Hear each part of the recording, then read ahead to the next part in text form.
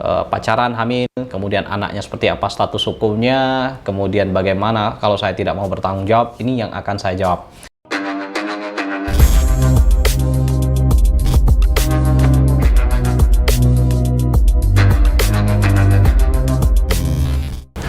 Assalamualaikum warahmatullahi wabarakatuh. Halo, salam Sobat Ram. Berjumpa lagi bersama kami di Ruang Advokat Menjawab bersama saya Roy Alminfa. Dan hari ini akan saya jawab beberapa pertanyaan dari Sobat Ram terkait masalah pacaran, hamil, kemudian anaknya seperti apa status hukumnya, kemudian bagaimana kalau saya tidak mau bertanggung jawab, ini yang akan saya jawab.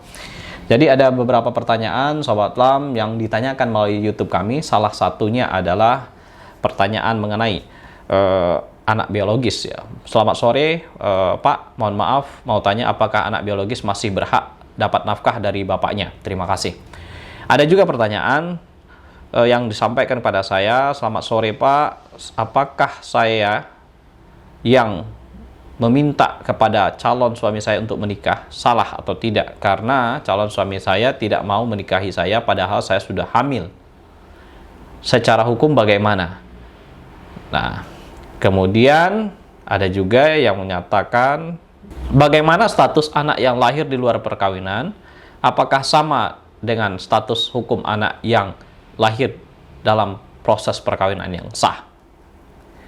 Baik, Sobat Ram, ada 3 pertanyaan yang ditanyakan terkait dengan perkawinan yang tidak tercatatkan atau hubungan badan yang tidak dilakukan dalam konteks perkawinan yang sah, sehingga bagaimana hal ini nanti ke depannya terhadap anak. Baik, saya pertanyaan yang pertama dulu saya jawab.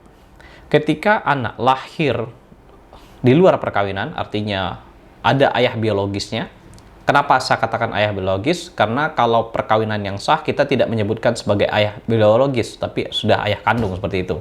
Yang menjadi pertanyaan adalah, apakah seorang anak biologis, artinya anak yang lahir di luar perkawinan, berhak untuk mendapatkan nafkah dari sang ayahnya? Ada satu putusan Mahkamah Konstitusi, seingat saya tahun 2010, yang intinya adalah seorang anak yang lahir di luar perkawinan sah tidak hanya memiliki hubungan keperdataan kepada ibunya, tetapi memiliki hubungan keperdataan juga dengan bapaknya sepanjang melalui proses pembuktian di pengadilan.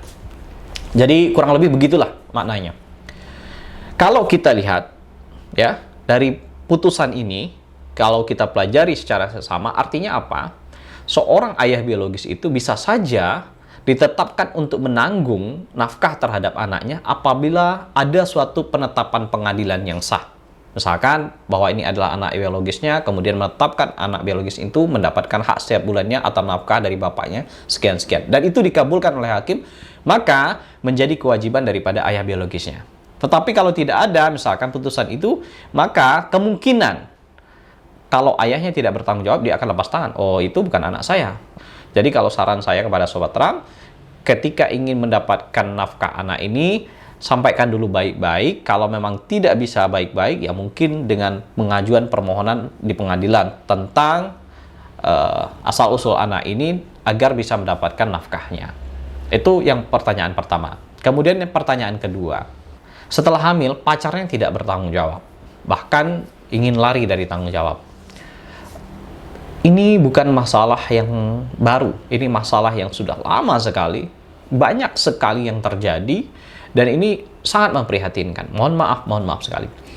Perempuan ketika tidak bisa menjaga diri terjerumus oleh laki-laki, dan apalagi laki-laki ini, mohon maaf ya, laki-laki yang berandal, brengsek, yang tidak mau bertanggung jawab, ya tentu akan susah. Apa yang bisa dilakukan? Yang bisa dilakukan upaya mediasi kekeluargaan. Ada juga oknum laki-laki yang bertanya kepada saya itu, yang saya katakan tidak bermoral begini. Saya tidak mau menikahi pacar saya ingin lari, apakah bisa? Nah, ini laki-laki yang tidak bertanggung jawab. Pasti saya langsung bilang, sebagai laki-laki, berani berbuat, beranilah bertanggung jawab. Karena dalam konteks hukum Islam juga, seorang perempuan yang berzina, maka nikahilah dengan laki-laki pezinahnya. Nah, itu solusinya terbaik menurut hemat saya. Jadi bertanggung jawablah untuk menikahi, karena di situ sudah ada perbuatan yang mana akan ada anak yang lahir. Nah, lanjut kepada pertanyaan bertiga, ketika anak ini lahir di luar perkawinan, bagaimana status hukumnya? Apakah sama dengan anak di dalam perkawinan yang sah? Tentu ada perbedaannya. Kalau anak perkawinan yang sah, otomatis langsung hukum keperdataannya berlaku. Misalkan nafkah anak, hak warisnya, dia langsung melekat. Kalau anak itu lahir dari perkawinan yang sah. Tapi kalau anak ini lahir di luar perkawinan yang sah, maka perlu ada putusan pengadilan dulu. Ya. Jadi itu perbedaannya secara sisi hukum. Termasuk juga nanti dari sisi sosial, ya, anak di luar perkawinan nanti tentu jadi omongan, ya, dan diskriminatif, ya. Jadi itulah dampak-dampak sosialnya. Selain itu juga tentu malu anaknya nanti ketika tahu di akte kelahirannya tidak ada nama bapaknya misalkan. Jadi jelas ada perbedaan anak yang lahir dari perkawinan yang sah dan lahir di luar perkawinan yang sah. Itulah jawaban saya dari 3 pertanyaan ini. Mudah-mudahan bermanfaat. Terima kasih. Assalamualaikum warahmatullahi wabarakatuh. Salam Sobat Ram.